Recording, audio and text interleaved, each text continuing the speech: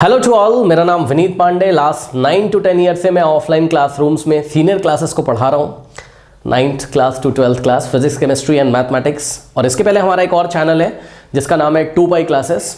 Description में link दिया हुआ है, वहाँ हज़ारों की संख्या में बच्चे हमसे ज्वाइन हैं और वहाँ पे फिजिक्स, केमिस्ट्री एंड मैथमेटिक्स को बहुत ही अच्छी तरीके से सीख रहे हैं। क्लास 8 के लिए हमने एक सेपरेटेड चैनल ये बनाया हुआ है, ठीक है, जिसमें मैथमेटिक्स हम कवर करेंगे क्लास 8 का। तो अगर आप चैनल पे न्यू आए हो, आप गार्जियन हो, आप कोई टीचर हो, बहुत सारे गार्जियंस अपने बच्चों को पढ़ाते हैं ऑनलाइन कंटेंट सर्च करके, तो कोई टीचर हो या आप किसी कंपटीशन की तैयारी कर रहे हो, आपको क्लास 8 का मैथमेटिक्स चाहिए हो, या आप क्लास 8 के स्टूडेंट हो, ठीक है, तो आप चैनल को फटाफट सब्सक्राइब कर लीजिए। और आशा करते हैं जैसा प्यार आपने लास्ट चैनल पे दिया है सीनियर क्लासेस वाले पे, वैसा ही प्यार यहाँ पर हमें मिलेगा, ठीक है। और यहाँ पर क्लास 8 का मैथमेटिक्स हम बहुत डिटेल में, बहुत अच्छी तरीके से कवर करेंगे। आपके सारे बेसिक्स यहाँ से पक्का क्लियर होने वाले हैं, ओके। तो हमने क्या स्टार्ट किया था लास्ट क्लास में? अच्छा, लास्ट क्लास अगर आपने नहीं करी है तो हर एक चैप्टर का प्लेलिस्ट बच्चों हम यहाँ पर बना देते हैं, ठीक है। कहाँ मिलेगा? पिन कमेंट चेक करिए, ठीक है ना। पिन कमेंट क्या होता है? जो कमेंट सबसे ऊपर आ रहा है उसको पिन कमेंट बोलते हैं। वहां रीड मोर पे क्लिक करिए, आपको ना वहां पे लिंक मिल जाएंगे चैप्टर्स के, ठीक है। उस पर क्लिक करिए, पूरा प्लेलिस्ट पार्ट 1 पार्ट 2 ऐसे ओपन होके आ जाएगा। फिर भी अगर आपको किसी चैप्टर का लिंक नहीं मिलता है तो आप हमें व्हाट्सअप कर सकते हैं 7503644171 पे। प्लीज कॉल मत करिएगा, ओनली व्हाट्सएप, ठीक है। पिन कमेंट में नंबर आपको मिल जाएगा। तो लास्ट वीडियो में हमने क्या कवर किया था? चैप्टर नंबर 9 हमने स्टार्ट किया था students, algebraic expressions and identities, okay, NCERT से, करेक्ट। तो इसमें हमने कवर किया था what are expressions and number line and expressions, ठीक है। जहां से चैप्टर स्टार्ट हुआ है ये दो टॉपिक हमने क्लियर कर लिए थे अपने सेक्शन 9.1 के, what are expressions, number line and expression. अब आप अपनी बुक ओपन करिए एनसीईआरटी की, और पेज नंबर 138 जब आप ओपन करोगे, ठीक है, तो यहाँ पे टॉपिक लगा हुआ है सेक्शन 9.2 में टर्म्स, फैक्टर्स एंड कोफिशिएंट। तो इस टॉपिक को हम फटाफट कवर करेंगे। उसके नीचे मोनोमियल, बाइनोमियल एंड पॉलिनोमियल वाले टॉपिक को हम कवर करने की कोशिश करेंगे, नेक्स्ट वीडियो में हो जाएगा। तो चलिए स्टार्ट करते हैं। सेक्शन 9.2 में बच्चों टर्म्स क्या होते हैं, ठीक है। तो एक टेक्निकल डेफिनेशन बताने से पहले आइए मैं आपको बताता हूं, पहले फील कराता हूं कि टर्म्स क्या होते हैं, ठीक है। जैसे बच्चों मान लो कोई एक्सप्रेशन लिखा हुआ है, लेट अस से, ये देखिए 2x + 3, ये देखिए, ठीक। तो एक एक्सप्रेशन लिखा हुआ है 2x + 3। एक्सप्रेशन क्या होता था? जिसमें क्या आते थे? वेरिएबल और कांस्टेंट आते थे। देखिए 3 और 2 कांस्टेंट है और x क्या है? वेरिएबल है। तो ये एक एक्सप्रेशन है, ठीक। टर्म्स की पहचान ये होगी कि they are separated by plus and minus. They are separated by plus and minus मतलब समझो, देखो ये प्लस के पहले जो लिखा है 2x, ये अपने आप में एक टर्म है, ठीक। और प्लस के बाद में यहाँ पे जो लिखा हुआ है ये अपने आप में क्या है? टर्म है। मैंने बोला ना, terms are separated by plus and minus sign, okay. तो देखिए पहले 2x लिखा, फिर प्लस आ गया जिसने 3 को सेपरेट कर दिया इससे, 2x से, ठीक है। तो 2x + 3, तो यहाँ कितने टर्म्स हैं? 2 टर्म्स हैं। कितने टर्म्स हैं यहाँ पर? 2 टर्म्स हैं, ओके। कौन कौन? 2x और 3, करेक्ट। अब देखिए इसी तरीके से आपको दे सकता था, मान लीजिए उसने दे दिया आपको, ये देखिए 3x² - 2x + 3। अब बताइए यहाँ पर कितने टर्म्स हैं? टोटल 3 टर्म्स हैं। दिख रहा होगा, terms are separated by plus and minus, ऐसे आप सोच सकते हो, ठीक। तो देखिए बच्चों 3x², फिर यहाँ पर क्या है? देखिए माइनस, तो 3x² आपका फर्स्ट टर्म है, ठीक। फिर यहाँ पर आ गया माइनस, ठीक। तो ये 3x² 2x से सेपरेट हो गया माइनस साइन के द्वारा, ठीक है। तो ये 2x हो गया आपका क्या? सेकंड टर्म, ठीक है। और ये देखिए फिर से प्लस आ गया, तो ये हो गया आपका थर्ड टर्म। मेरे ख्याल से आप लोगों को समझ में आएगा। यहाँ पे टोटल कितने टर्म्स हो गए स्टूडेंट्स? टोटल यहाँ पे 3 टर्म्स हो गए, ओके। चलो बहुत बढ़िया। अब आइए हम आपको 2-3 एग्जाम्पल और देते हैं बच्चों। यहाँ पे देखिए, मान लीजिए कि आपके पास है कुछ एक एक्सप्रेशन इस तरीके से, 3xy + 5y + 7x² - 9। यहाँ पे कितने टर्म्स हैं? टोटल 4 टर्म्स हैं। आपको क्लियर दिख रहा होगा, 3xy फर्स्ट टर्म है, 5y सेकेंड टर्म है, 7x² थर्ड टर्म है और 9 आपका फोर्थ टर्म है, करेक्ट। तो टोटल यहाँ पर 4 टर्म है, करेक्ट। तो terms are separated by plus and minus. अब आपको टर्म्स समझ में आ गया होगा। अब आइए हम बात करते हैं किसकी? इसकी टेक्निकल डेफिनेशन की, टर्म्स क्या होते हैं। तो टर्म्स में आपको 2 पॉइंट अपनी कॉपी में नोट करने हैं। क्या? Terms are added to form expression. कह रहा है terms are added to form expression, okay. ठीक है, अब ये बात आपको नहीं समझ में आ रही होगी। पॉइंट 2 देखिए, कह रहा है terms themselves can be formed as the product of the factors. अब सबसे पहले आप ये समझो कि फैक्टर क्या होता है, समझो ना। देखो फैक्टर क्या होता है ये मैं आपको बताता हूँ। देखिए बहुत आसान भाषा में मैं आपको बताऊँ। मान लीजिए स्टूडेंट्स कहीं पर लिखा हुआ है 5x, ओके। क्या लिखा है?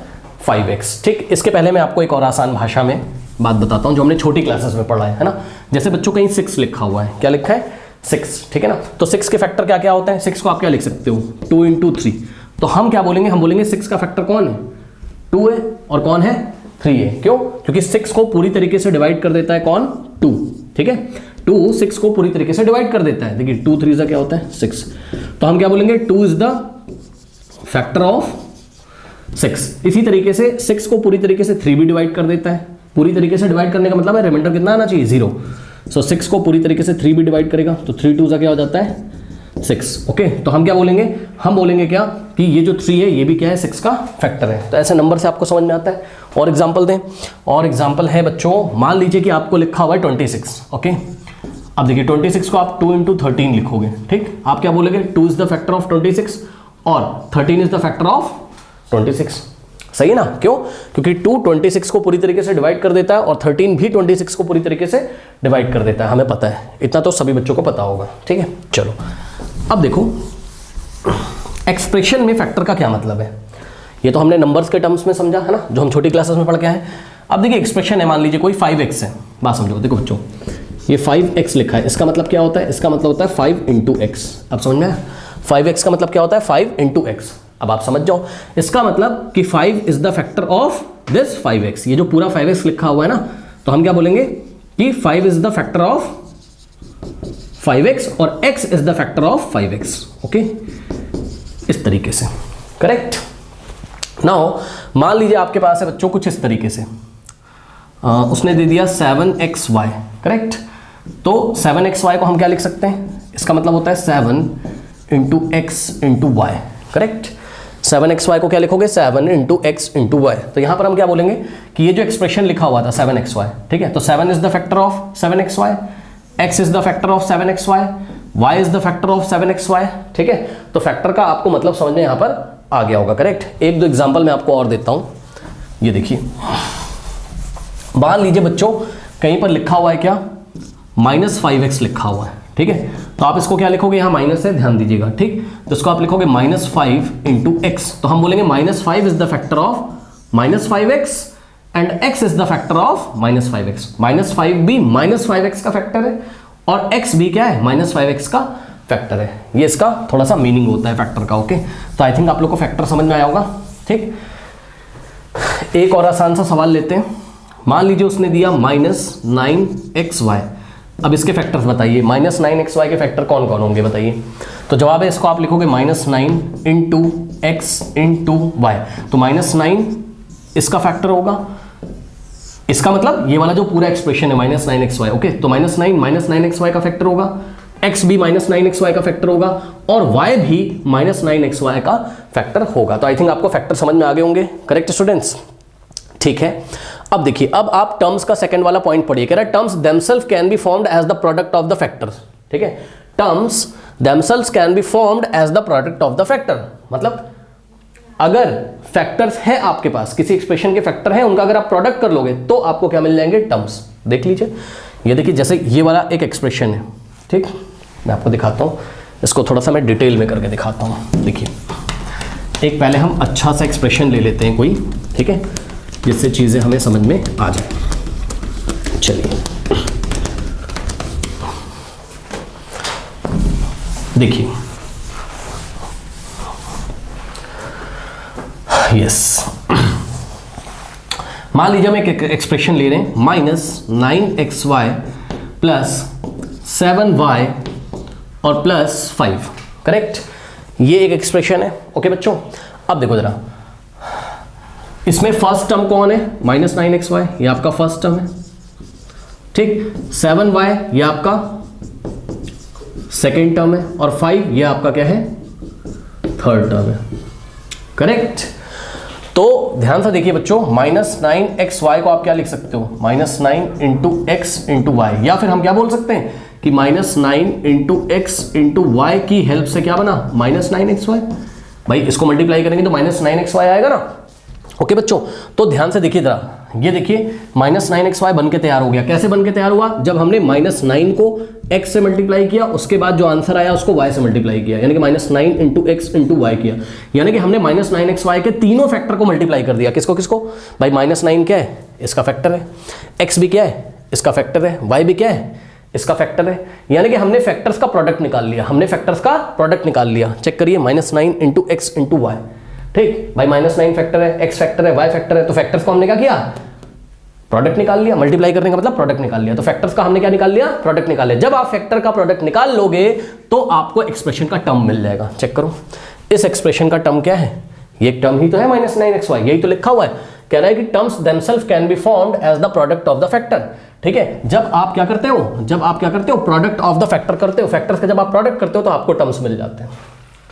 तो फर्स्ट टर्म आपको मिल चुका है। अब देखो, जैसे ये 7y है, ठीक है बच्चों, तो आपको पता है कि 7y is equals to what? 7 into y, correct. या फिर आप बोल सकते हो कि 7 into y is equals to 7y। तो अब आप चेक कर लो, 7 क्या है? 7y का फैक्टर है। y क्या है? 7y का फैक्टर है। तो हमने क्या किया? 7y के हमारे पास 2 फैक्टर्स हैं। कौन कौन? 7 और y। अगर हमने इसका क्या किया? प्रोडक्ट किया। देखिए 7 इंटू वाई किया तो हमें क्या मिल गया? टर्म मिल गया, हमें सेकंड टर्म मिल गया। ठीक, इसी तरीके से जो लास्ट टर्म है बच्चों, थर्ड टर्म, ठीक, सो थर्ड टर्म ओनली 5 है, तो 5 को बस आप 5 लिखोगे। 5 का एक ही फैक्टर है और वो खुद ही है। 5 का एक ही फैक्टर है, वो खुद ही है, 5 है। ठीक, इसी तरीके से मान लो कहीं अगर 6 लिखा होता, मान लो यहाँ पर, तो 6 का एक ही फैक्टर होता और वो इटसेल्फ क्या होता? 6 होता। ठीक, इसी तरीके से मान लो -7 लिखा हुआ है, ठीक, तो -7 का एक ही फैक्टर होता और वो खुद ही -7 होता। बस, मतलब अकेला अगर नंबर लिखा हो कहीं पे तो उसका फैक्टर वही नंबर हो जाता है। जैसे यहाँ -7 साइन के साथ लेना है, ठीक, -7 लिखा हुआ है तो -7 का फैक्टर -7 हो जाएगा। ठीक, बहरहाल अब आप पढ़ो क्या लिखा है। कह रहा है terms themself can be formed as the product of factor. मतलब जब आप फैक्टर के प्रोडक्ट करते हो तो आपको टर्म्स मिल जाते हैं।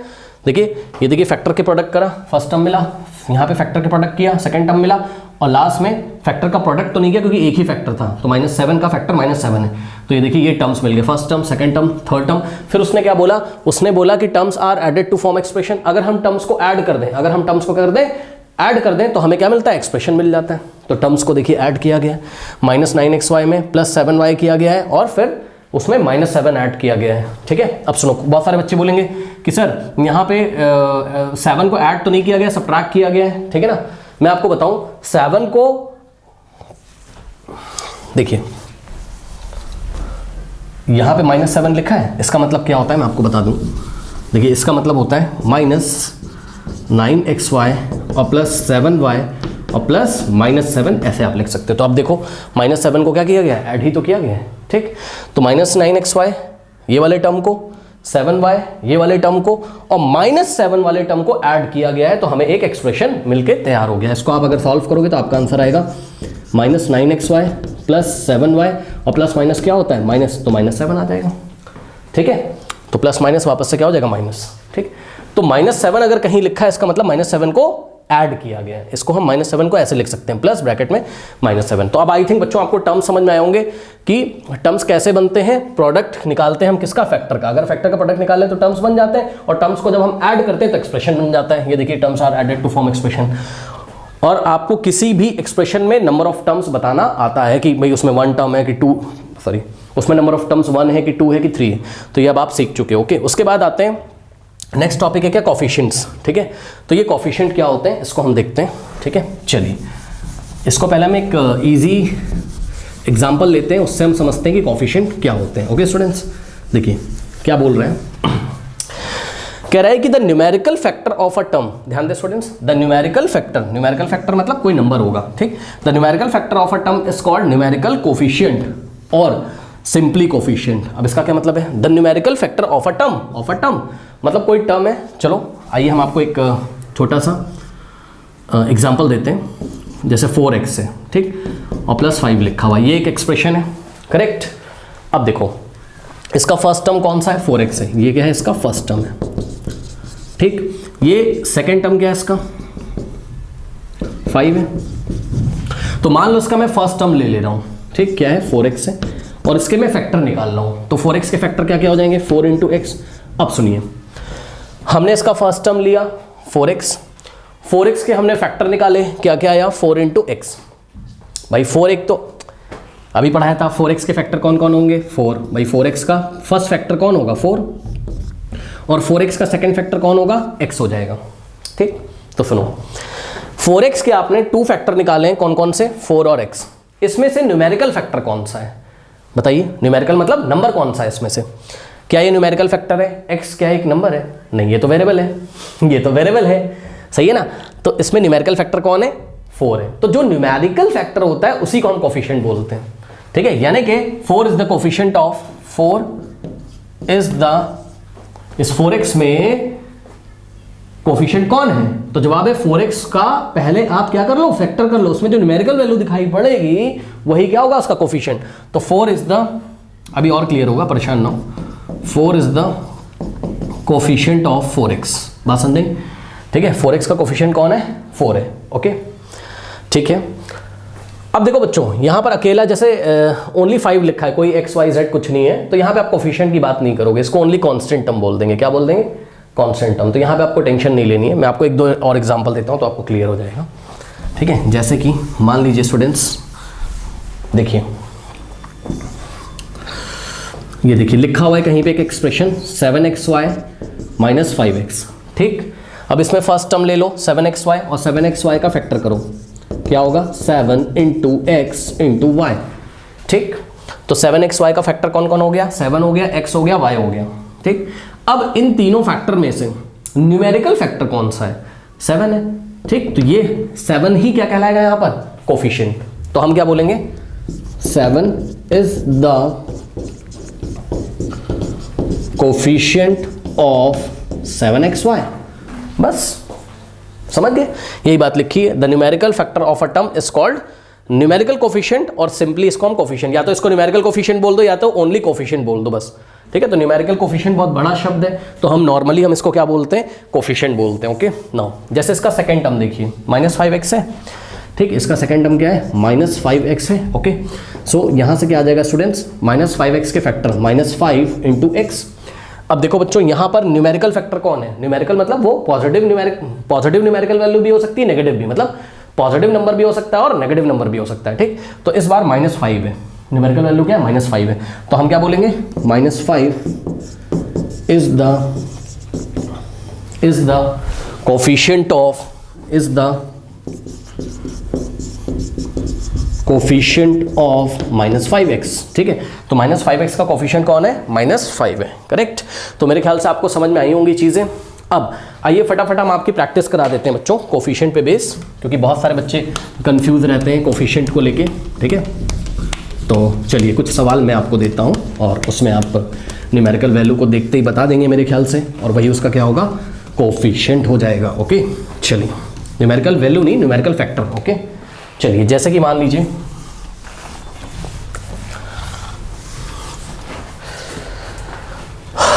देखिए, मान लीजिए हमने एक आपको क्वेश्चन दिया, लेट अस से 5x² y² plus 3xy minus 5y। ठीक, चलो बताओ, ये फर्स्ट टर्म है, फर्स्ट टर्म का कोफिशिएंट कौन है, दिख रहा होगा, फर्स्ट टर्म का कोफिशिएंट कौन है, 5 है। भाई 5 ही तो न्यूमेरिकल वैल्यू है ना, तो 5 is the coefficient of first term. ठीक, लिख दूं मैं यहाँ पे, 5 is the coefficient of first term क्या है आपका, ये वाला पूरा है ना, 5x² y²। अब कुछ बच्चे बोलेंगे सर करके दिखा दो कैसे किया आपने, तो बच्चों इस तरीके से किया कि 5x² y² को आप क्या लिख सकते थे, 5 इंटू x² का मतलब होता है x इंटू एक्स। ओके, याद रखिएगा, x² का मतलब x इंटू एक्स, y² का मतलब y इंटू वाई, करेक्ट। तो देखिए बच्चों, यहाँ पर न्यूमेरिकल फैक्टर कौन है, 5 है, तो 5x², 5 ही, ये 5 जो है 5 ही 5x² y² का फैक्टर हो जाएगा, सॉरी 5 ही 5x² y² का कोफिशिएंट हो जाएगा। ओके, तो 5 is the coefficient of 5x² y²। ठीक, इसी तरीके से सेकंड टर्म जो है उसमें कोफिशिएंट कौन है बताइए, 3। ठीक है, सो 3 इज द कोफिशिएंट, शॉर्ट में लिख दे रहा हूँ समझ जाना। ठीक है, 3 is the coefficient of what, 3xy। सही है ना। अब कुछ बच्चे बोलेंगे कैसे किया, तो 3xy को लिखा is equals to 3 into x into y. मेरे ख्याल से समझ में आ गया होगा आप लोगों को। 3 यहाँ पर न्यूमेरिकल फैक्टर है, एक्स और वाई तो वेरिएबल वाले फैक्टर हैं, ठीक। 3 क्या है, न्यूमेरिकल फैक्टर है, तो 3 क्या हो जाएगा, कोफिशिएंट हो जाएगा 3xy का, ठीक। इसी तरीके से लास्ट वाला है साइन के साथ लेना है बच्चों, -5y is equals to -5 into y, correct. तो यहां से बच्चों आप बोल सकते हो कि -5 जो है न्यूमेरिकल फैक्टर है, इसलिए हम क्या बोलेंगे, -5 is the coefficient of -5y, correct. तो आई थिंक आपको बच्चों समझ में आया होगा, ठीक है। ये सारी चीज़ें आप लोग नोट कर लीजिए और बढ़ते हैं हम एनसीईआरटी के ये ट्राई दीज वाले प्रॉब्लम पे, ओके। सो नोट कर लीजिए इतना। 138 पे देखिए ट्राई दीज लिखा हुआ है यहाँ पे एक प्रॉब्लम, इसको हम सॉल्व करते हैं, ठीक है। तो इस प्रॉब्लम में क्या बोला उसने, identify the coefficient of each term in the expression, ठीक है। तो हमें क्या बताना है, हमें कोफिशिएंट बताना है। कोफिशिएंट क्या होता है, किसी भी टर्म के आप फैक्टर कर लो और फैक्टर करने के बाद जो न्यूमेरिकल फैक्टर होता है, ठीक है, उसको ही हम क्या बोलते हैं, कोफिशिएंट बोलते हैं, ठीक। एक बात और मैं आपको बताना चाहता हूं बच्चों, ठीक है। इस प्रॉब्लम को कराने से पहले मान लीजिए कि कहीं पर अगर आपको एक एक्सप्रेशन इस तरीके से दिया है, ओनली xy लिखा है कहीं पे और +5y, ठीक है। तो इसमें टोटल कितने टर्म्स हैं, 2 टर्म्स हैं, xy फर्स्ट टर्म है और 5, ये देखिए xy क्या है आपका फर्स्ट टर्म है, करेक्ट, और 5y क्या आपका सेकेंड टर्म है, ठीक है बच्चों। तो देखिए जरा यहां पर जो फर्स्ट टर्म है, ठीक, फर्स्ट टर्म का कोफिशिएंट तो आपको दिखाई नहीं पड़ रहा है भाई, देखो xy है ना, xy को आप क्या लिखोगे बताओ, xy को आप क्या लिखोगे, x इंटू वाई, लेकिन यहाँ पर कोई न्यूमेरिकल वैल्यू नहीं दिखाई पड़ रही, कोई नंबर नहीं दिखाई पड़ रहा है। तो क्या करते हैं हम इस कंडीशन में, हम ये सोचते हैं कि xy के आगे 1 मल्टीप्लाई है, क्या सोचते हैं, यहाँ पर 1 मल्टीप्लाई है, ध्यान दीजिएगा, x इंटू वाई तो है, इंटू में 1 भी है, क्यों सर, अरे भाई 1 को आप कहीं पे भी मल्टीप्लाई कर दो कोई फर्क नहीं पड़ता है, ठीक। छोटी क्लासेस में भी आपने पढ़ा हुआ है 6, 7, 8 में कि भाई देखो 10 है तो 10, 8th में तो हो ही, आप 6, 7 में आपने पढ़ा होगा, 10 को आप क्या लिख सकते हो, 1 इंटू 10, क्या कोई फर्क पड़ेगा, 1 इंटू 10 10 ही तो होता है, ठीक। तो अगर किसी भी क्वांटिटी को, कोई भी क्वांटिटी हो, अगर उसको आप 1 से मल्टीप्लाई कर दो तो कोई फर्क नहीं पड़ता है, मतलब समझो, मतलब अगर कहीं पर भी बच्चों कहीं पर भी अगर ऐसा लिखा हो, इसके आगे कोई न्यूमेरिकल वैल्यू ना लिखा हो तो आप 1 मानिएगा, क्या मानिएगा, 1, मतलब कि फर्स्ट टर्म का कोफिशिएंट क्या है, 1 है यहाँ पर। तो हम क्या बोलेंगे, यहाँ पर हम क्या बोलेंगे, हम बोलेंगे 1 is the coefficient of the term xy जो टर्म है फर्स्ट टर्म, उसका कोफिशिएंट क्या है, 1 है, करेक्ट। आई थिंक ये आपको क्लियर हुआ होगा। एक दो एग्जांपल और करता हूँ। सेकंड टर्म का कोफिशिएंट तो आपको दिखाई पड़ रहा है 5 है, वो तो समझदार हो आप, इतना पढ़ा दिया है, ठीक है, आपको तो समझ में आ गया होगा। देखिए बच्चों मान लीजिए एक और एग्जांपल लेते हैं, पहले बेसिक क्लियर कर लो, है ना। मान लो बच्चों उसने दिया -7y² -xy, कितने टर्म्स है टोटल, 2 टर्म्स है, ये फर्स्ट टर्म है, ये सेकंड टर्म है। तो फर्स्ट टर्म का कोफिशिएंट तो आपको दिखाई पड़ रहा होगा, क्या है, -7 है, ठीक। देखिए -7y² को आपने क्या लिखना है, -7 into y into y, y square को बताया ना, y इंटू वाई लिखोगे तो यहाँ पर न्यूमेरिकल फैक्टर कौन है, -7, तो -7 is the coefficient of the term -7y², ठीक है। -7 क्या है, कोफिशिएंट है किसका, -7y² का, नो प्रॉब्लम। लेकिन जो सेकंड टर्म है बच्चों, सेकंड टर्म जो है वो xy नहीं है, ना ना ना ना, वो -xy है, ध्यान दें, -xy लिखा है, क्या लिखा है, -xy लिखा हुआ है, ठीक है। सो -xy को आपने क्या लिखना है, देखो x इंटू वाई तो आप करोगे, अब क्योंकि यहाँ माइनस है और आगे कोई नंबर नहीं, तो हम सोचेंगे कि इसको -1 से मल्टीप्लाई किया गया है, क्या सोचेंगे, -1 इंटू x इंटू वाई है ये। तो यहाँ पर बच्चों ये -1 एक न्यूमेरिकल वैल्यू है, ठीक, -1 एक न्यूमेरिकल फैक्टर है किसका, -xy का। तो हम क्या लिखेंगे, -1 is the factor of -xy, correct, -1 is the factor of -xy। मेरे ख्याल से अब आपको समझ में आया होगा, ठीक है ना। एक दो प्रैक्टिस मैं और कराता हूं, फिर हम अपने क्वेश्चन पे ट्राई दीज पे चलते हैं, ओके। नाउ देखिए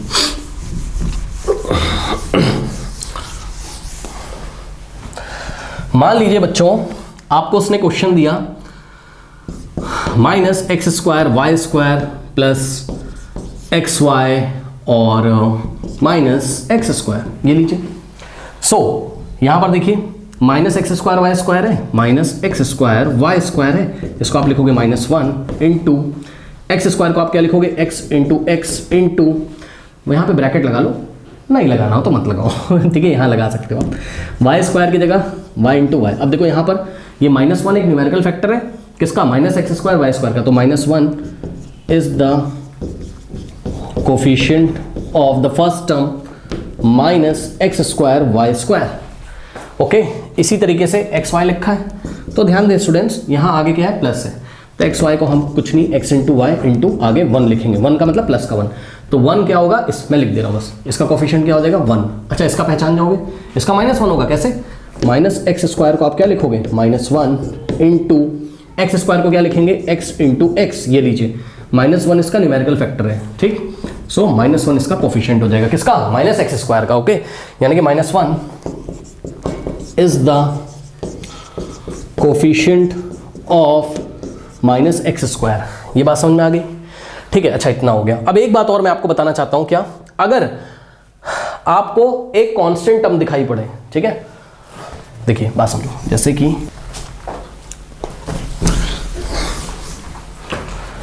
नाउ एक चीज मैं आपको और बताता हूं इस प्रॉब्लम को करने से पहले। देखिए बच्चों, मान लीजिए कि आपको एक एक्सप्रेशन दिया है 7xy और प्लस 20, ठीक है। देखो 7xy में कोफिशिएंट कौन है, 7, ये तो आप पहचानते हो, तो 7, देखो यहाँ पर देखो मैं लिख दे रहा हूँ, यहाँ पर टर्म लिख दे रहा हूँ, टर्म क्या है आपका 7xy, और यहाँ पर मैं उसका कोफिशिएंट लिख दे रहा हूँ, ठीक। तो कोफिशिएंट क्या है 7xy का 7, इसमें तो कोई प्रॉब्लम नहीं, लेकिन जो सेकेंड टर्म है आपका, ये फर्स्ट टर्म था, और सेकेंड टर्म क्या आपका 20 है। जब भी बच्चों ओनली नंबर आपको दिखाई पड़े, ठीक है ना, ओनली नंबर दिखाई पड़े, उसका कोफिशिएंट अगर पूछ लेता है तो वही नंबर हो जाएगा, बस आप ध्यान दो, ठीक। क्यों, क्योंकि 20 का फैक्टर, भाई कोफिशिएंट का डेफिनेशन क्या होता है, न्यूमेरिकल फैक्टर, है ना, तो 20 का न्यूमेरिकल फैक्टर 20 ही हो जाएगा, 20 का न्यूमेरिकल फैक्टर 20 ही हो जाएगा, ठीक, ठीक है। हालांकि 20 के और भी फैक्टर आ सकते हैं जो टीचर्स को दिख रहे हो, 2, 5, 10, 2 भी इसको डिवाइड करेगा, 5 भी इसको डिवाइड करेगा, 10 भी इसको डिवाइड करेगा, नो प्रॉब्लम। लेकिन जो आप नंबर कभी भी दिखाई पड़े, उसका कोफिशिएंट अगर पूछ लेता है तो आप बस इतना बोल दो कि भाई इसका न्यूमेरिकल फैक्टर 20 ही है, ठीक, और इसका कोफिशिएंट भी 20 है। तो याद रखिए, जो भी नंबर आपको दिखाई पड़े अकेला, जिसके साथ एक्स वाई जेड कुछ नहीं होता है, तो उसका जो कोफिशिएंट होता है वही नंबर होता है, साइन के साथ, साइन के साथ। प्लस का 20 है, तो जो सेकंड टर्म है वो 20 है, 20 का कोफिशिएंट भी कितना हो जाएगा 20। एक दो एग्जांपल और देते हैं, क्लियर होगा। मान लीजिए कि बच्चों यहाँ पर आपको दिया हुआ उसने 7x² y और -15 दे दिया, ये लीजिए। अब इसमें देखो, यहीं पे कर दूँ, चलो देखो, यहाँ पे जो आपका फर्स्ट टर्म है स्टूडेंट्स, वो कितना है 7x² y, ठीक है ना। तो इसमें देखिए जरा, इसमें जो है आपका फर्स्ट टर्म का जो कोफिशिएंट है वो तो दिख रहा है ना, ये न्यूमेरिकल फैक्टर 7। जो सेकंड टर्म है -15 है, ध्यान दें, सेकंड टर्म क्या है -15 है, तो इसका कोफिशिएंट क्या हो जाएगा, यही नंबर हो जाएगा इटसेल्फ, ठीक है ना। तो आपको अगर कभी भी अकेला नंबर लिखा दिखाई पड़े, तो जो लिखा रहता है वही कोफिशिएंट हो जाता है, यानी कि -15 ही क्या है सेकंड टर्म का कोफिशिएंट है। तो मैं आपको लिख भी देता हूँ लैंग्वेज यहाँ पर, -15 is the coefficient of second term, और सेकेंड टर्म कौन है -15, ठीक। तो -15 का कोफिशिएंट कौन है, -15 ही है, ठीक। आई थिंक आपको ये कॉन्सेप्ट क्लियर हुआ होगा, और ये कॉन्सेप्ट अगर क्लियर हुआ है तो ट्राई दीज के इस प्रॉब्लम को हम यहाँ पर सॉल्व कर सकते हैं। ओके स्टूडेंट्स, चलिए आइए करते हैं इसको। सो यहाँ से हमने सीखा, अगर कहीं पे भी कोई नंबर लिखा होता है लास्ट में, तो उस नंबर का कोफिशिएंट वही नंबर हो जाता है इटसेल्फ, साइन के साथ। ओके, चलो अब नाउ स्टूडेंट्स, अब इसको आप देख सकते हो, ठीक। यहाँ पे हम लिखेंगे लेफ्ट हैंड साइड में टर्म्स, और यहाँ पर हम लिखेंगे उनके कोफिशिएंट्स, ठीक। सो फर्स्ट टर्म है आपका x² y², तो इसका कोफिशिएंट तो सबको समझ में आ रहा होगा, कोई दिक्कत है नहीं।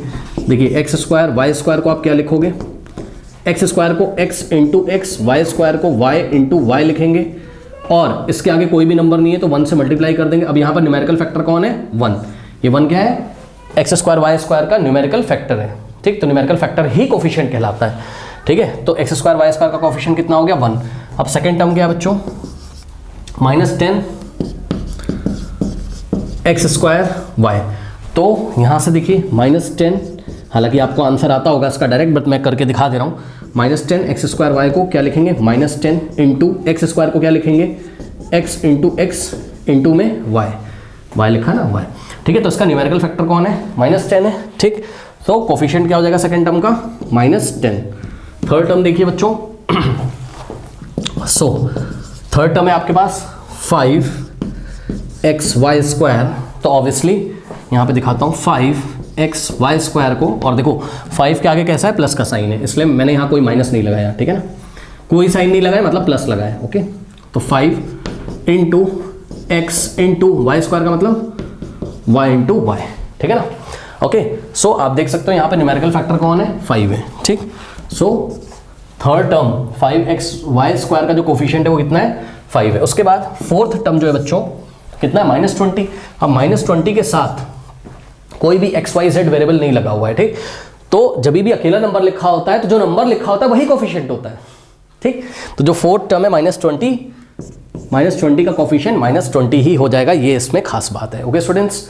तो मेरे ख्याल से आपको चीज़ें समझ में आई होंगी, तो इसको आप लोग नोट कर लीजिए। नाउ स्टूडेंट्स देखिए नेक्स्ट जो वीडियो आ रहा है एंड स्क्रीन पे आ रहा होगा, और पिन कमेंट में आप इसका प्लेलिस्ट भी देख सकते हो, वहाँ से भी आपको मिल जाएगा नेक्स्ट पार्ट। उसमें हम कवर करेंगे section 9.3 monomial, binomial and polynomial क्या होते हैं। तो चलिए फिर मिलते हैं नेक्स्ट वीडियो में, तब तक के लिए पढ़ते रहिए, बढ़ते रहिए, ऑल द बेस्ट।